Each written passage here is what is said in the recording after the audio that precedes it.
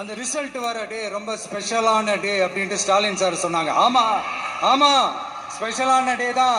அக்னி நட்சத்திரம் ஸ்டார்ட் ஆகிற டே, கத்திரி வெயில் ஸ்டார்ட் ஆகிற டே. அந்த கத்திரி வெயில் மண்டைய பொழக்கும், அது மக்களுக்கு ஆகவே ஆகாது.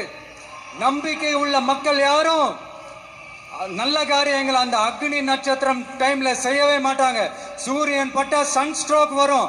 எப்படா இந்த சூரியன் மறையும், எப்படா இந்த சூரியன் ஒளியும். குழந்தைகள் இருந்து பெரியவங்க வரைக்கும் அந்த சூரியனை வெறுத்து ஒதுக்குவாங்க.